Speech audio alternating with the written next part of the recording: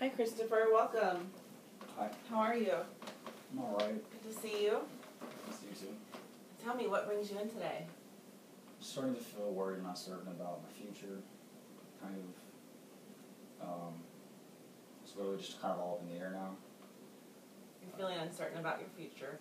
Yeah. I was on, for about 9 months now, I've been like going a different direction with my life than I was, like a completely different direction. But it's had its downfalls, and it's almost been worse than the place I was at before this. Drug addiction, everything. Just, really bad lifestyle. My lifestyle's changed, but things are coming up, and now it's changing again, and I don't know what's going to happen with it or where I'm going with it. It's just something completely new again. You're feeling lost. Yeah. And it just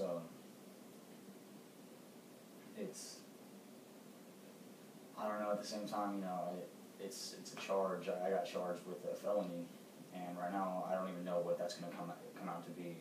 I'm not on bail right now, but I have no idea what's going to happen in court. You're feeling worried. Yeah, yes. I have no idea what's going to happen in court. And then on top of that, if I do get probation, I might get time in prison, or I might just get probation. And then my fear with probation is, what if I fail at it? Because it's felony probation.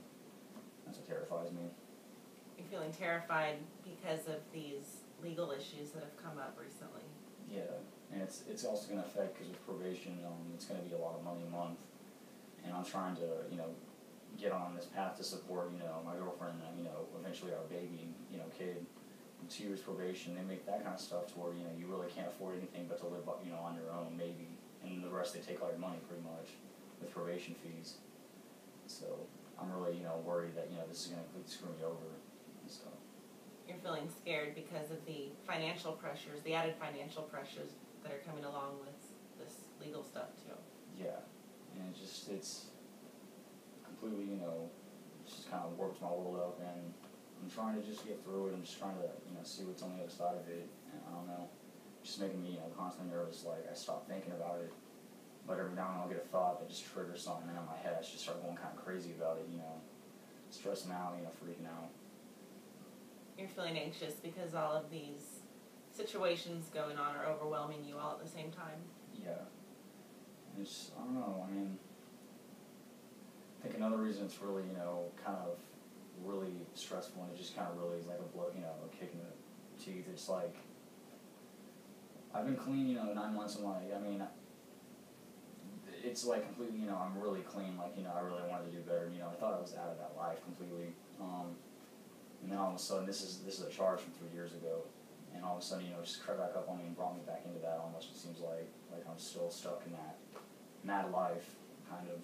You're frustrated because you've been doing really well, but your past has now come back to haunt you. Yeah, exactly. So I'm just, and all I can do is wait too. That's the other thing I don't like about it. Like, I can't get answers when I want them. Even if I get an attorney, I'm not going to get answers until I pay that guy at least $1,500 or something like that. I'm just going to have to keep paying him until he gets what he wants, and then he'll finally say, okay, here's what we're going to do. And that's just really stressful, because I just kind of want to know, what's going to happen. So you feel impatient because you want to make sure you're taking the steps you need to, but you don't know how to get the information you need, or you don't know how to speed things up to get them going. Yeah, there's just a lot of stuff to add on to that. I don't want to be a convicted felon, which I'm pretty hopeful still. Like, there is hope in all this. I'm hopeful that, it's my first felony, my first real bad charge, I feel like. And I've been, told I can get, something to get it off my record. That's another thing. Like, that's the last thing I want is to become a convicted felon. There's so much stuff I can't do, and there's so much stuff that's going to cause issues with. And so, I don't know. You feel worried because you can't do the things in life you want to do with a felony, but you desperately want to get your life on track. Yeah, exactly. And just, I'm afraid, if Faith's not going to get a job, I'm afraid, it's just, because she needs to, that's another thing it's just irritating. I don't know, it's already hard enough, it's really hard to make enough, to get enough money to really live comfortably. Like, I've been looking at how much money I need a month to live, and it's like I I mean, with the hour, you know, my work slowing down.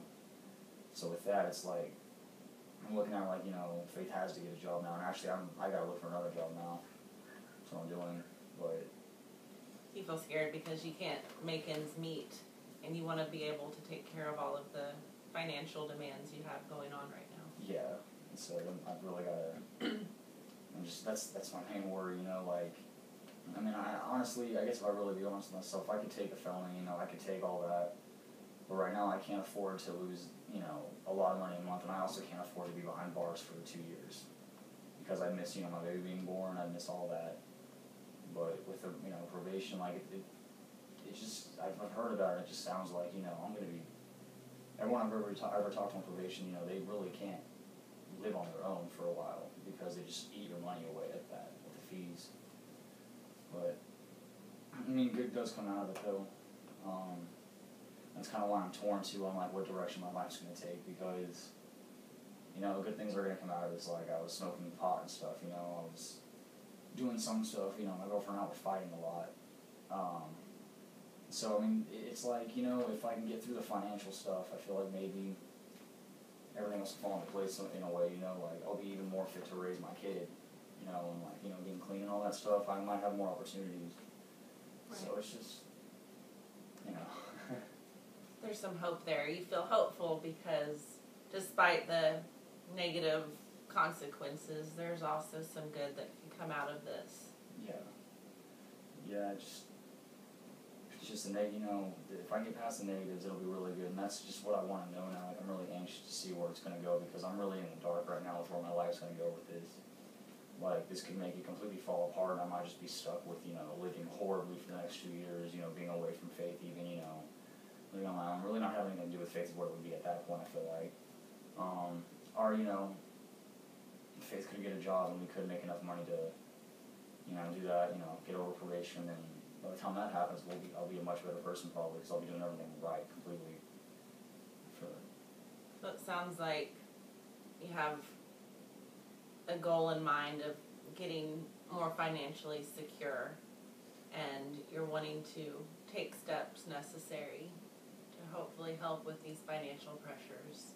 Yeah, it's just in this world, it's really hard to tell if it's all going to work out.